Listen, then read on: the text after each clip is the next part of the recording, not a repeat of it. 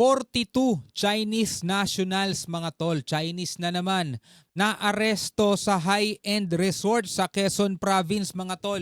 Dahil plano umano nitong mga dayuhan ang magtayo ng Pogo Hub mga kapatid, no? Ang sabi rito sa report mula rito sa PTV Philippines, 42 Chinese nationals na aresto sa high-end resort sa Quezon Province. Mga dayuhan plano umanong magtayo ng Pogo Hub. Naku po mga tol. Eto na ang binabantayan ng ating gobyerno mga tol at 42 no na mga Chinese nationals, again Chinese mga tol ang naaresto na malamang aalma na naman dito China. Sasabihin na naman nila pinag-iinitan sila mga tol.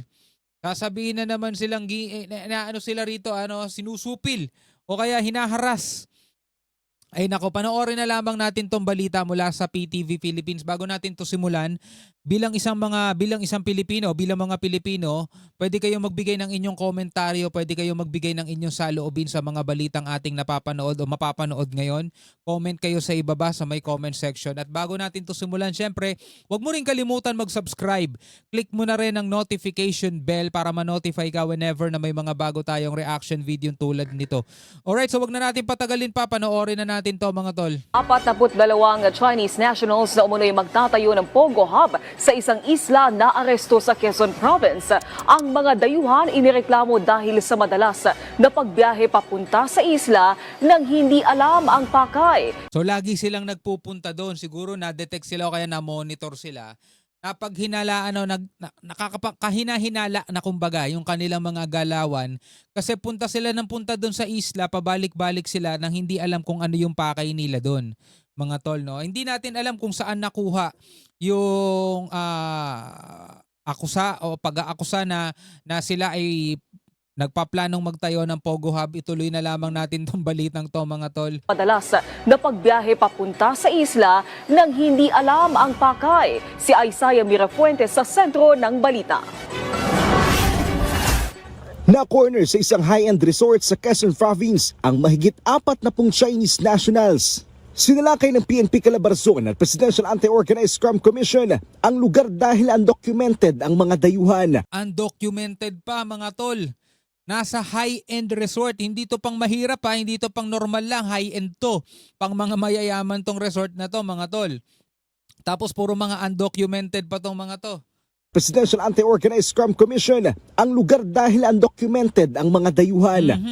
Pinaniniwalaang may balak magtayo ng isang Pogo Hub sa nasabing isla ang mga Chinese nationals. Okay, so hindi pa kumpirmado. Ito'y pinaniniwalaan o pinaghihinalaan na may plano silang magtayo ng Pogo Hub kasi nga pabalik-balik sila dun sa isang isla mga tol nang hindi alam kung anong pakay nila. Kumbaga parang ano ba ginagawa nila dito sa lugar na to? Bakit pumupunta sila dun, bumabalik, di ba? Tapos eto, mga tol, puro mga undocumented. Siguro wala silang mga tourist papers, wala silang mga passport. Nabisto ang mga dayuhan dahil nakatawag pansin sila sa mga residente. Lagi raw silang sumasakay ng roro papunta sa isla, pero hindi naman alam ang pakay. Hindi rin nila ma-justify yung presence nila doon. So, yun ang tinitignan namin. Kasi nga, isang isla ito no, na napakahirap abutin. Kailangan sumakay ka pa ng bangka o ng barko para makarating ka doon. So, isa to sa pwedeng gamitin ng China. No? Ayan, inaakusahan na naman na magtatayo ng Pogo Hub mga tol. Wala namang ebidensya. Ito'y pawang hinala. Pwedeng gamitin mga tol ng China yan. Nasasabihin talagang sinisiil sila rito mga tol sa ating bansa mga kapatid. Pero doon pa lang sa mga undocumented ano pa yung magpagtatanggol nila doon? Wala silang legal na basehan o wala silang legal na karapatan na nandirito sila sa Pilipinas. Undocumented sila eh. Inaalam pa ng PAO kung ang mga nahuling Chinese nationals ay mula sa ibang mga Pogo Hub na nauna nang nasalakay.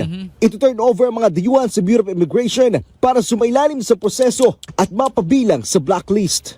88 Chinese nationals ang ipapadeport ng PAOK ngayong araw pabalik ng Beijing, China. Pagbalik doon, makakasuhan sila doon. Nagkakapuluan na rin daw kasi ang mga custodial facility, kaya kailangan ng magbawas. Grabe no? Parang nung nakaraang mga buwan mga tol, 100 plus na mga Chinese ang naipa-deport. Ito 88, napakarami no? At kung mapapansin mo mga tol, yung mga may problema rito pagdating sa mga ganyang Pogo Hub, mga ganyan, puro Chinese no? Bawal kasi yan sa kanila mga tol, yung mga pasugalang ganyan, bawal sa kanila yan. dito nila dinadala sa Pilipinas kasi nga tayo dito meron tayong Casino Filipino, 'di ba? Meron tayo ritong PCSO, 'di ba? May mga ganun tayo mga tol. Ano tayo rito eh. Wini-welcome natin yung mga sugal dito sa Pilipinas eh. Nagkakasakit na ang ilang mga dayuhan sa custodial facility dahil sa dami nila. Pero sinisiguro ng PAOK na binabantayan rin nila ang kalusugan ng mga dayuhan. Oo, dati tuloy-tuloy operation natin but now talagang ni-stop muna namin kasi nga sabi ni Executive Secretary Bersamin, i-deport muna natin para makabawas tayo and then kung mabawasan natin yan, then we start again. Isaiah Mirafuentes. Diba? Ituloy natin to mga tong balitang to mula naman dito sa Net25 mga kapatid. May kaugnayan pa rin to no sa 42 Chinese nationals na naaresto. Samantala, higit sa 40 undocumented Chinese nationals na nagtatrabaho umano sa isang construction site ang arestado ngayon sa Alabat, Quezon Province. Lumalabas imbestigasyon na wala umano silang mga pertinenteng mga dokumento tulad ng passport. Oh. Habang tinitingnan na rin ng otoridad. Paano sila nakapasok sa Pilipinas? Walang passport. Ibig sabihin backdoor. Hindi sila dumaan sa tamang daanan mga tol. Hindi sila dumaan sa airport, hindi sila dumaan sa alam mo Bureau of Immigration, di ba? Wala silang ganun. Kung ang itinatayo umano nilang gusali ay posibleng gamitin sa POGO operations. Si Madeline Villar Moratillo sa balita. Buti na lang talaga no. Gising ngayon ng ating otoridad at nakabantay sila sa mga ganito. Ito, nireport lang sa kanila to kasi nga kahina-hinala. Ang nag-report yung mga residente din mismo mga tol. Siguro, napakarami nitong mga check one to na nandirito at tapos sumasakay sila ng Roro, pupunta sila dun sa island, tapos babalik sila, tapos pupunta ulit sila dun. Hindi natin alam kung anong pakay nila dun sa islang yon. So may nag-report mga tol. At eto na nga, nung sinalakay na to ng ating mga otoridad, napag-alaman na puro mga undocumented. Ibig sabihin mga kapatid, mga illegal alien sila rito. Nasa Police Regional Office na ng Calabarzon ang 42 Chinese national na una nang nahuli sa ginawang operasyon ng mga otoridad sa isla ng Alabat sa Quezon Province nitong Miyerkules. Ang mga nasabing dayuhan nagtatrabaho umano sa isang construction site sa Alabat. Ayon kay Dana Ayun. Sandoval, tagapagsalita ng Bureau of May construction site. Immigration, inaresto mga ito dahil sa kawalan ng dokumento para makapanatili sa Pilipinas. Kung po ito nangyari, in Alabat Cove, Barangay Villa in Quezon Province. Bali, ito pong 42 Chinese nationals na ito, nahuli po natin in partnership nung nakakuha po tayo ng information, intelligence information from PAOK at sa PNP.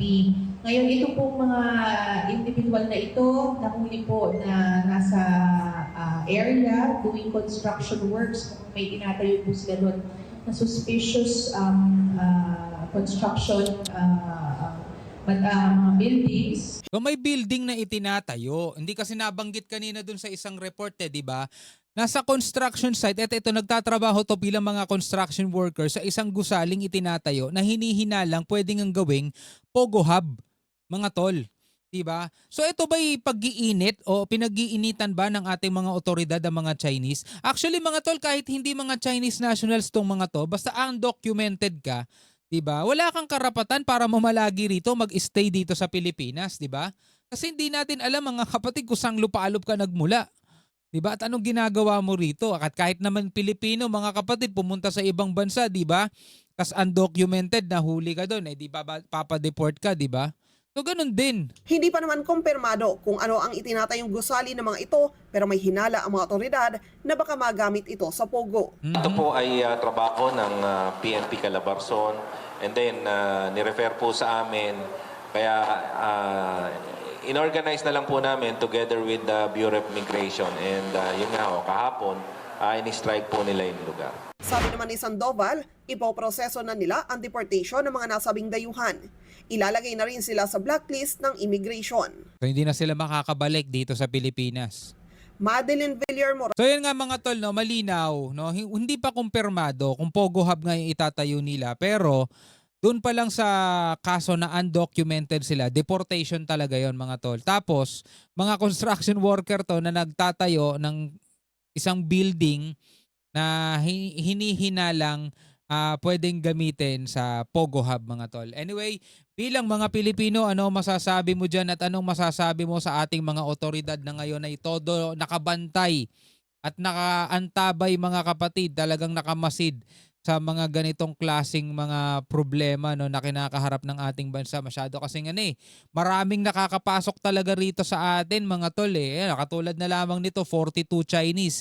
At sa report nga kaninang napanood na, nasa 88 na mga Chinese nationals ang ipapadeport kasi masikip na dun sa detention facility mga tol. Wala nang mapaglagyan pero pinapakain pa ng gobyerno yan. No, anyway, bilang mga Pilipino, ano masasabi nyo dyan? Comment na lamang kayo sa ibaba. Hanggang sa muli, ako nga pala si Shobaldi. Peace out.